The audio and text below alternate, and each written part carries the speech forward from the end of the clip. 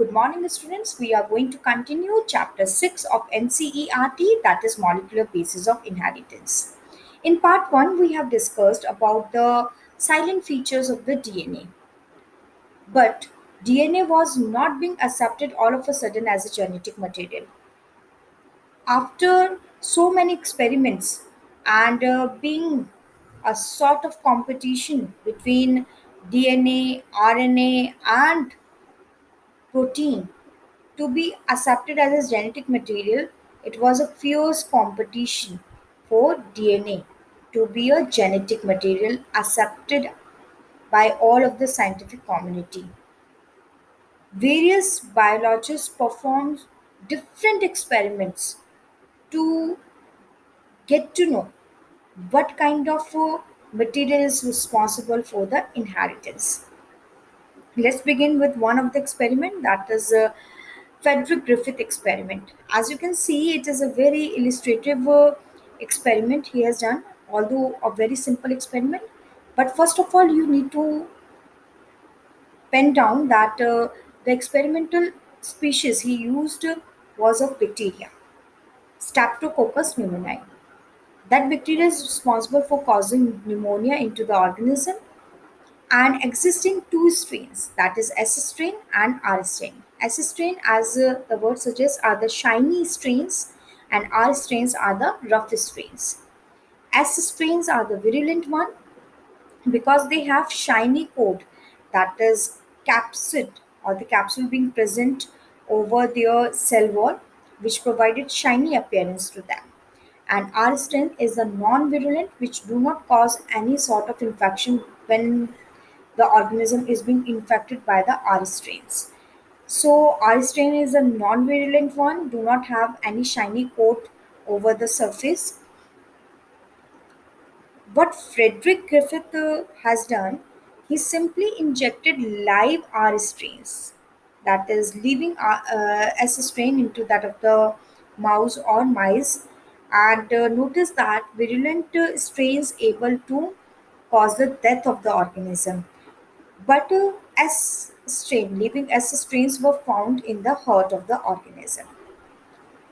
When the living R strains are going to be injected into the mouse or mice, the mouse remain healthy and there is no death of the mouse, as well as no bacteria cell was recovered from that of the heart. Now, the next thing he has done, he just heat killed all of the S strains and then the solution has been injected into the mouse. The mouse show healthy condition, do not have any sort of effect from the heat kill S strain. As you know, S strains are the virulent one. They are able to cause infection into the body of the mouse. But heat kill S strains do not show any sort of infection in the mouse and mouse remain healthy. No bacterial cells found in the heart as well. Now the last step is very critical. As you can see, he just taken the live R strains along with heat kill S strain and mix them together, and the injection of the mixture has been provided to the mouse, and unpredictably the mouse died. And one most interesting factor was that living S strain, not the R strain, but the living S strains cells have been found in the heart. How does it happen? When the person has injected dead S strain, how the live S strains has been recovered? So something from S strain, heat kill S strain, has been gone into the live R strains and transformed all of the live R strain into the S strain. That's why the S strain has been recovered from the heart of the mouse. So this was very interesting phenomena he has discovered, but unable to discuss about the genetic material and what kind of material has been transferred from heat kill to the normal R strains bacteria. He was unable to answer these facts. So what he has concluded from his experiment, a chemical component from one cell. Simply, he said that any of the chemical component from one cell is capable of genetically transforming another cell. So, this was referred as Griffith transforming principle. Now, you can see here, transforming principle was being performed by Frederick Griffith in Streptococcus pneumoniae. Pneumonia is that kind of bacteria which is responsible for the infection pneumonia. There are two strains, R strain and S strain. R strains are the rough type strains and S strains are the smooth shiny strains. When live S type cells were injected into the mice, they died due to pneumonia. And R strains, as you know, these are the non-virulent and do not cause any sort of infection into the mice or mouse. When heat kill S type cells were injected into the mice, they survived and there is no symptoms of pneumonia. When heat kill S type cells were mixed with live R type cells and injected into the mice, they died due to unexpected symptoms of the pneumonia, and live S strains were recovered from the heart of the mice.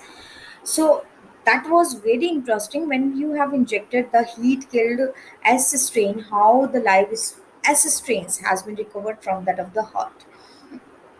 So he concluded that heat killed S type bacteria caused a transformation of the R type bacteria into S type bacteria, but he was not able to understand the cause of this bacterial transformation. Now, the next series of experiment was performed by Avery, McCarthy, and McLeod. They just repeated the Griffith experiment to know about what is the reason behind transforming principle. Okay, so they have done a very simple experiment. They just taken the extract of heat killed cells and discarded lipids and sugars. According to them, lipids and sugars can't be the genetic material because they are being present in all of us same amount in all of the cells of the body. So they can't be the potent genetic material according to them. So they simply discarded lipids and sugar. Now comes to the proteins, RNA, and DNA. According to them, they can be the potent genetic material: protein, RNA, and DNA. As you know, proteinases, RNases, and DNases are the enzymes. A's word refers to that of the enzyme. Proteinases work on protein and digest all sort of protein.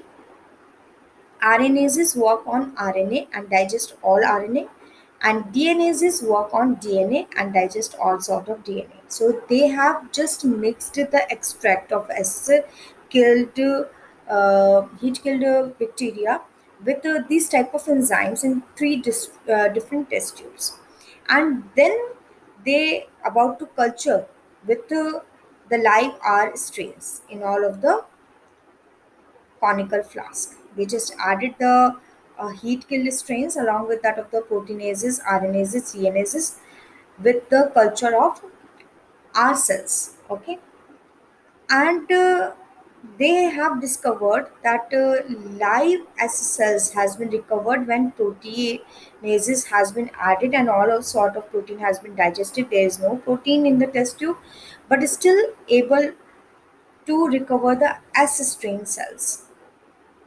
And in the second conical flask also, the S strain cells appear.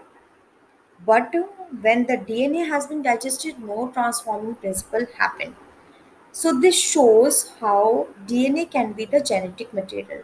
But there was so many discordance in the experiment, and it was not accepted by the scientific community.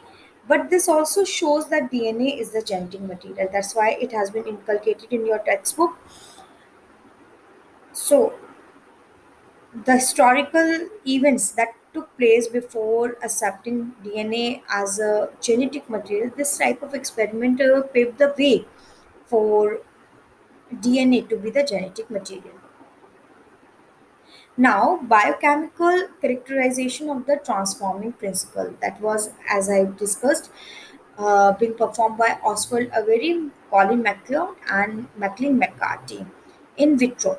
Okay, That is, in vitro, there was no use of mice, anything. The condition were typically lab condition. That's why the experiment is referred as in vitro experiment. But Griffith experiment is referred as in vivo experiment because it was happened into the living organism.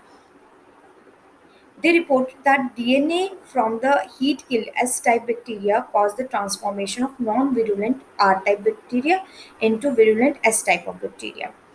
They also discovered that proteases, RNases did not affect any sort of transformation. Transformation still happen. Live S colonies has been recovered, while DNases inhibit the process. They concluded that DNA is the hereditary material. Now, the next series of experiments were performed by important person, that is Martha Chess and Alfred. That is very, very important to Alfred Hershey. He performed all of the sort of experiment along with Martha Chase, and ultimately DNA was accepted as a genetic material after the experiment. Always students remember one important fact. Whenever you are going to do the experiment at international level, in case of DNA or in case of RNA, two types of experiment has been approved by all of the scientific community by using radioisotopes or heavy isotopes. These are two types of things you can use in your experiment to acknowledge your experiment to be an international level. So this experiment was accepted by all of the scientific community. They did experiment with bacteriophage. As you know, bacteriophage are that kind of bacteria. They, viruses. They infect bacteria. Okay, so you can see that is capsid structure, that is a virus structure, and these are the viruses which are going to infect the bacteria. And they have taken simple bacteria, that is E. coli bacteria, and they first culture the bacteriophages on various medium. First is sulfur. As you know, sulfur is a part of protein, and phosphorus is the part of DNA. We have done the structure of nucleotide, and phosphorus is the integral structure or the component of the DNA. Here you can see if the bacteriophages has been cultured in the medium of the sulfur, they have the radio labeled or all sort of sulfur in their structure to be incorporated. They have just uses the radioactive sulfur. So the radioactive sulfur has been incorporated into the structure of the bacteriophages, and they have uses radio labeled phosphorus, and that phosphorus has been incorporated into that of the DNA of the bacteriophages, and these phages were led to infection into the E. coli. Here you can see, and they have just leave their genetic material inside that of the E. coli for formation of more and more colonies. Here you can see no radioactivity is being observed inside the E. coli because protein is not the genetic material. It is not going to be incorporated into the infected cells. But supranatant, that is the remnant of the phages, have radioactive sulfur. In another case, second case, the DNA is the genetic material, and it has been incorporated into the bacterial cell, and bacterial cell have the radioactive phosphorus. But supranatant do not have any sort of radioactivity because all of the radioactivity has been incorporated into the DNA, and DNA has been left into the E. coli cell, but remnant of the bacteriophages do not have any sort of radioactive content. That was the experiment of Hershey and Chase, Martha Chase and Alfred Hershey. Now come to the text part. Hershey and Chase conducted experiment on bacteriophages to prove that DNA is the genetic material. They simply have taken the radio labeled phosphorus and sulfur. Phosphorus is the integral part of DNA, and sulfur is the integral part of protein. Viruses grown in the presence of radioactive phosphorus contain radioactive DNA. Similar viruses grown in presence of radioactive sulfur contain radioactive protein. Both radioactive viruses types are allowed to infect E. coli separately.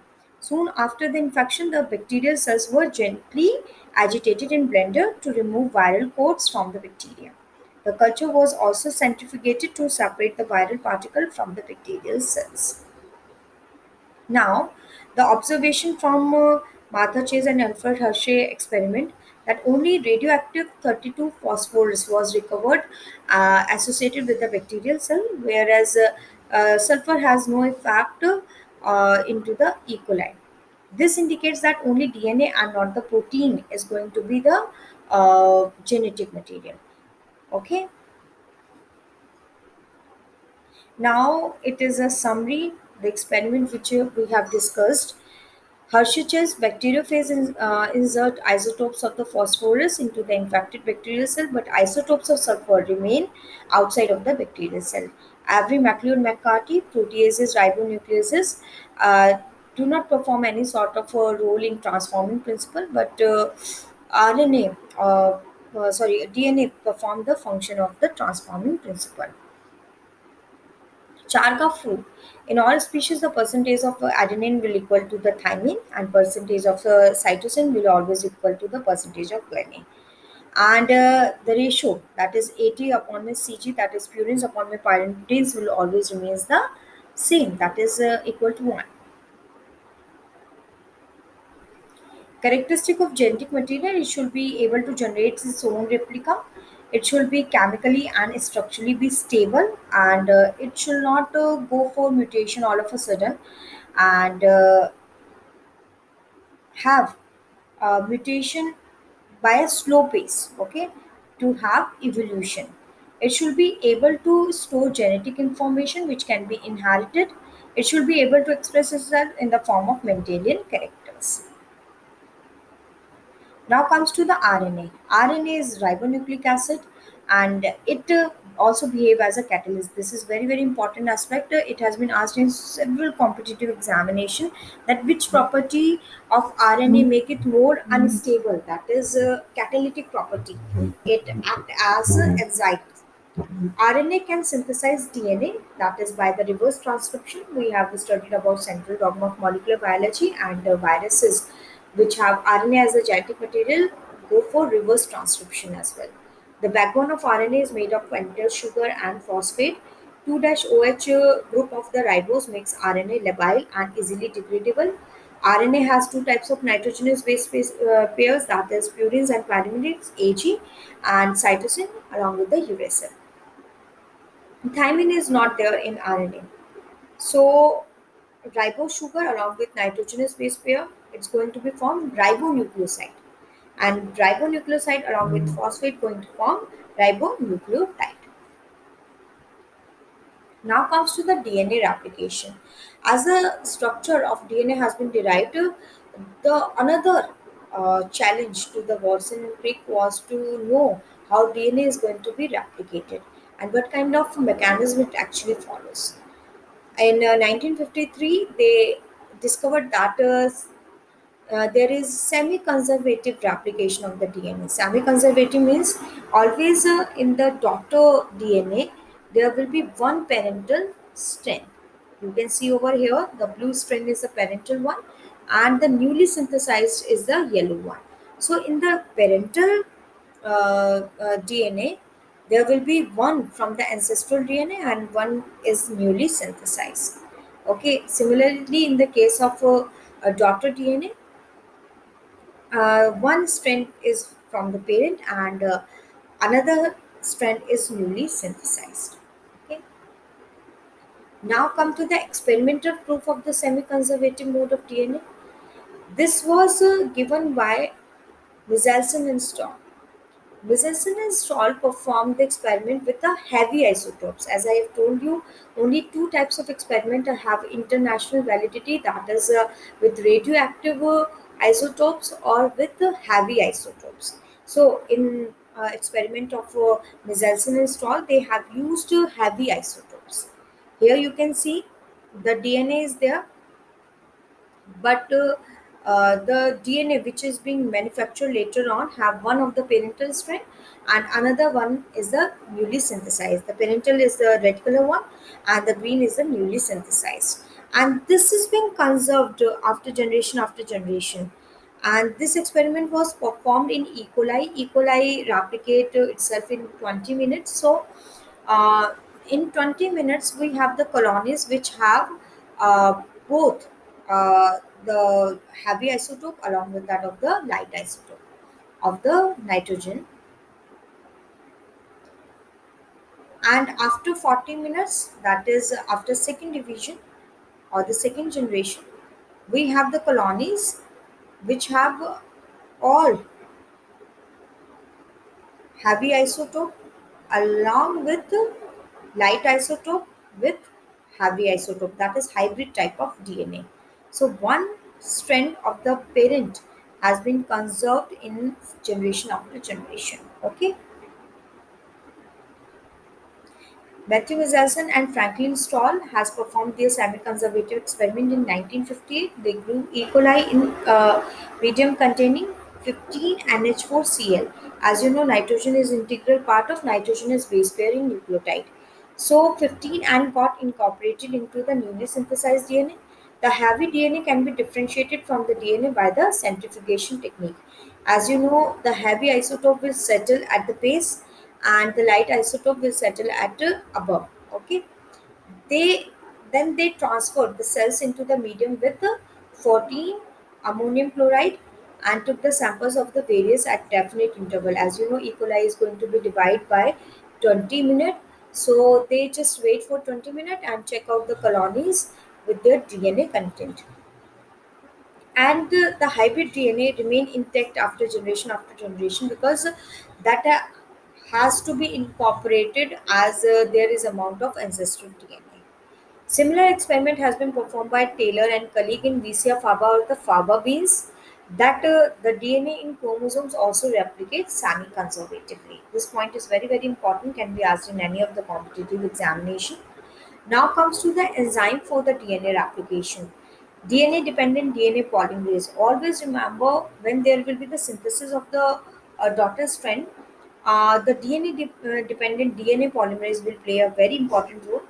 The another set of enzyme is of helicase. It binds a DNA strand to form the replication fork, and DNA ligase joins Okazaki fragments. What are these? We will discuss one by one. But first of all, you should have clear-cut idea that three types of enzymes are going to play vital role in replication of the DNA. That is DNA-dependent DNA polymerase, helicase, and DNA ligase. First of all, DNA replication do not start at random site of the DNA. It start at origin of replication, that is referred as ORI. Okay.